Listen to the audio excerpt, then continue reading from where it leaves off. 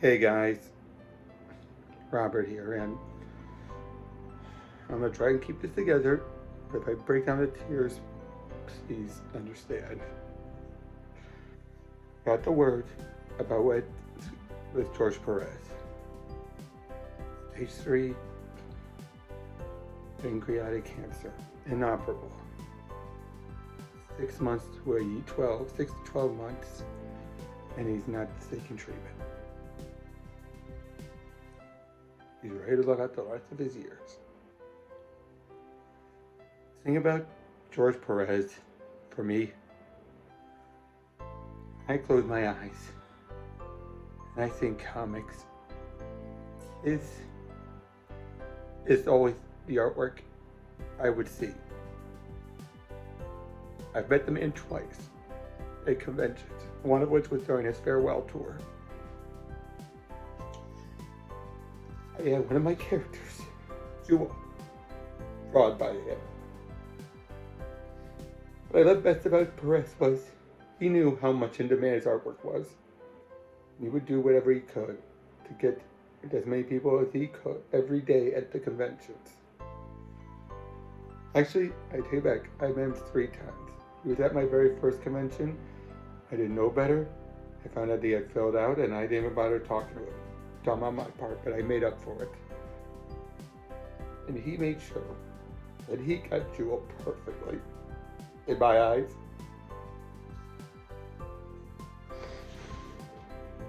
So yeah, I'm just going to do my usual creator spotlight. And I'm going to try and go through it. I didn't even have a chance to sort through these perfectly like I normally do. And that's because I just don't have it in me.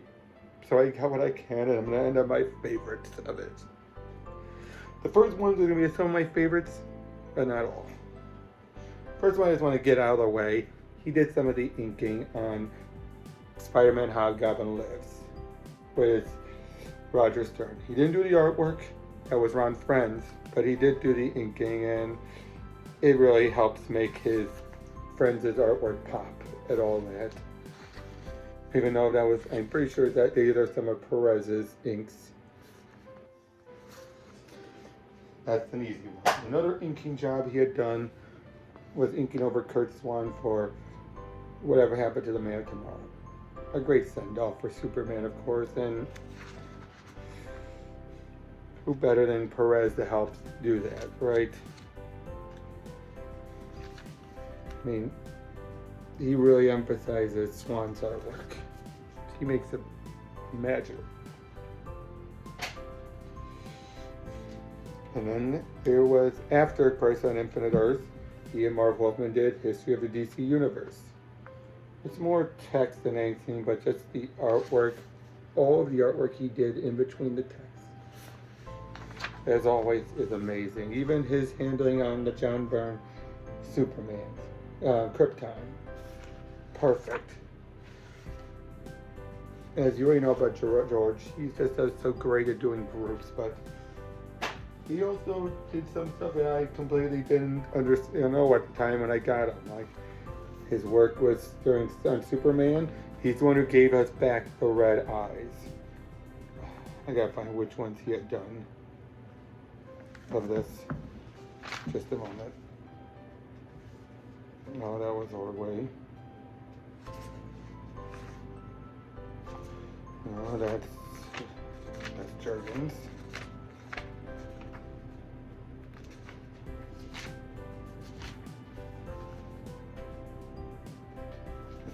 Just a moment.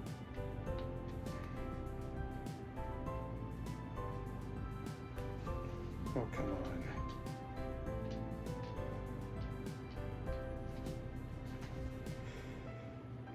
Just a moment, please, just a moment. Some stuff here with Perez. He had worked, by this point he had moved off of being a writer and was just the artist. No, I think he was just the artist the whole time. He also did 2 pages during the wedding album. Simple stuff, nothing major. Stuff between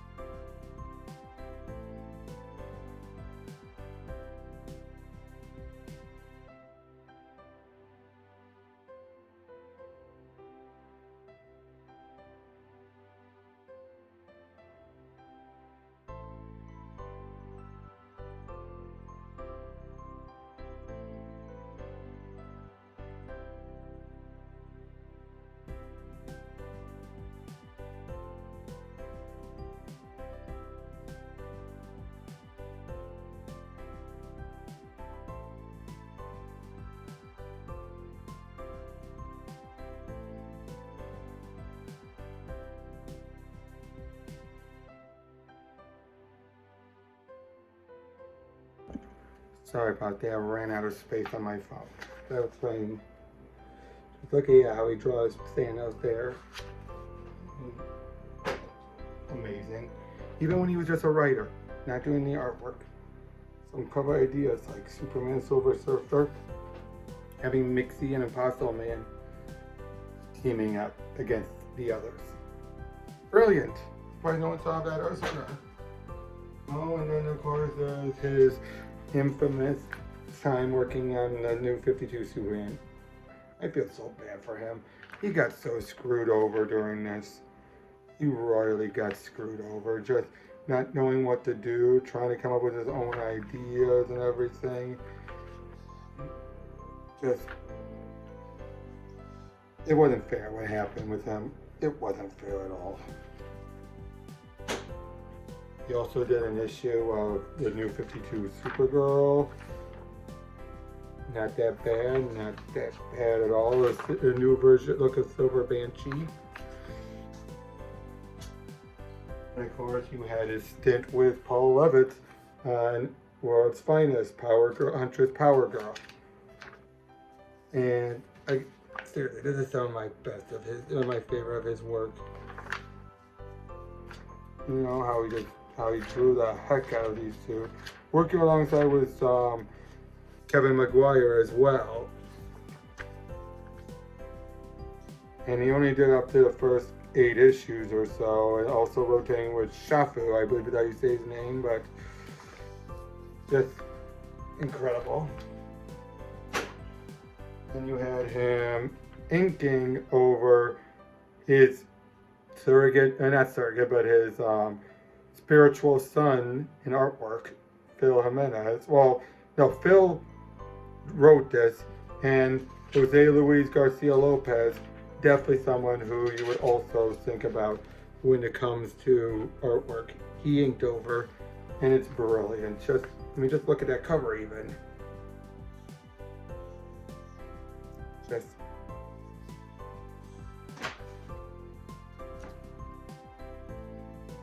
you have his time helping out on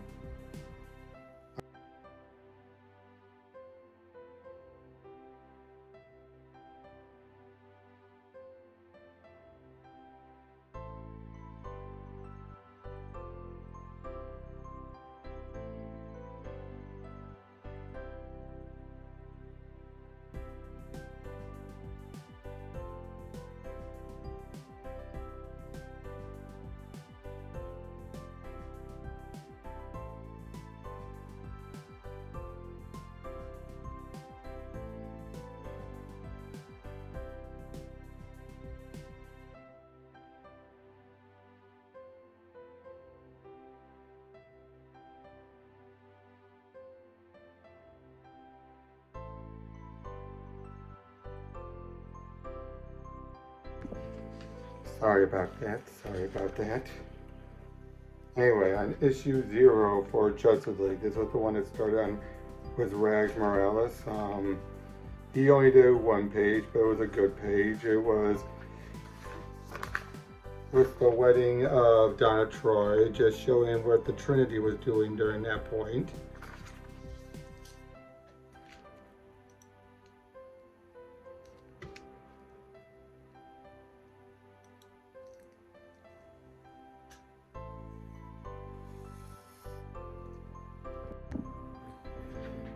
I'm back again, sorry again.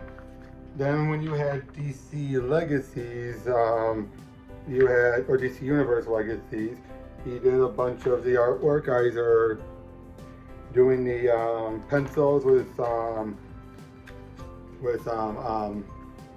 Ordway inking, or I believe then for the second issue, it was the other way around, but you really can't tell. When these two work together, you can't tell where one started and one begins, and I mean that in a good way. He also worked on the the anniversary issue of Justice Society of America. Did the opening few pages or so, which dealt a lot with Wally and some of the other the Justice Leaguers that have ties to the Justice Society.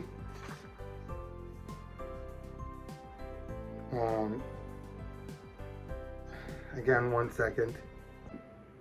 Again, sorry, I'm trying to do this while I'm also doing work at the same time. He also worked on issue 600 of Wonder Woman with Gail Simone. He had a great one on Wonder Woman. Unfortunately, actually, I never collected all of those, but I mean, it is just a great big story. You know, you have all the ladies of the DC universe just working together and fighting and teaming up. Gail, of course, writing stuff like saying, having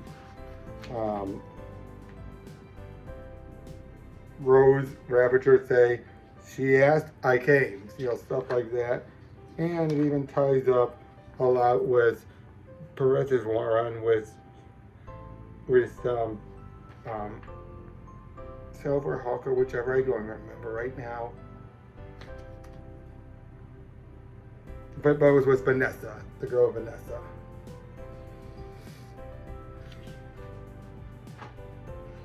He also did 10 issues of Brave and the Bold with Mark Waid, where he got to do a bunch of team-up characters, some of which were pretty crazy. Batman, Green Lantern, not that crazy, but then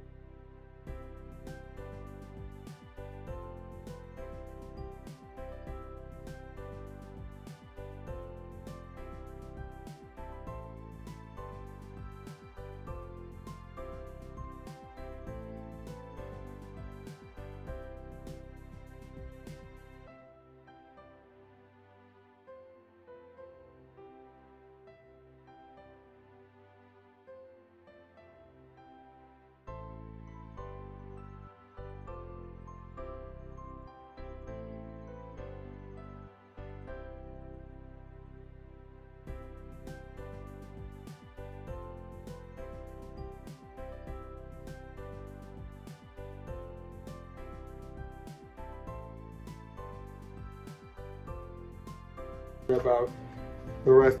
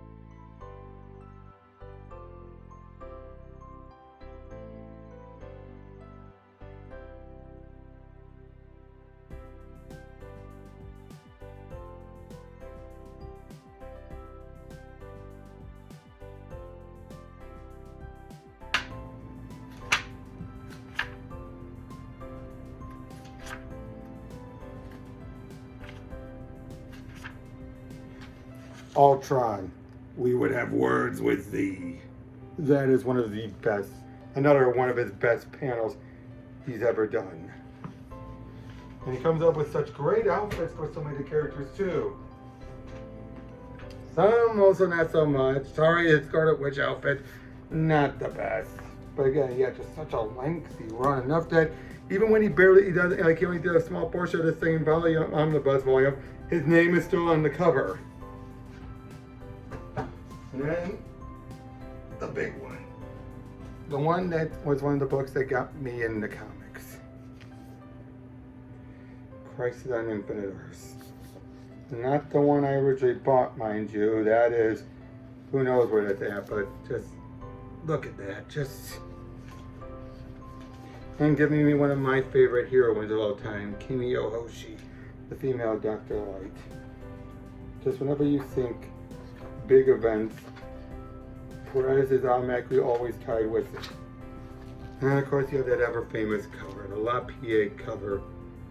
Superman holding Supergirl and her just going to her death. Anyone else would not be able to get the power needed at all. And then last but not least, something that he had written in his contract that if it was ever offered to do, he would drop everything to do it. Daily Avengers. Finally got made after so long, and it's basically another Crisis. It's a spiritual successor to the Crisis. And it is just so, it can never be done again. Never. But he, just like Crisis on Infinite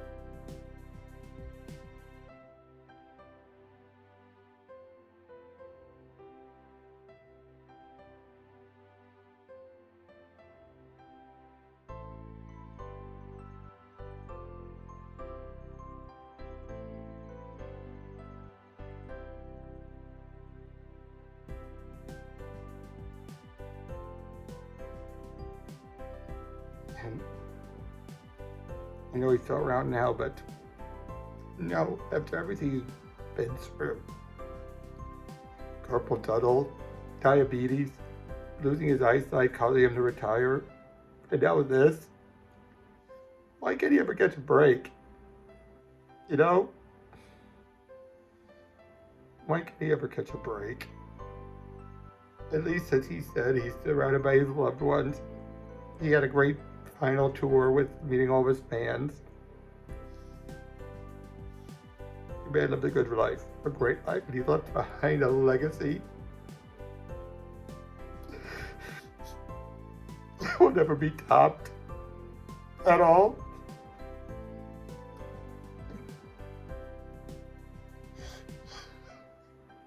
And that always gonna treasure these books I have. Always.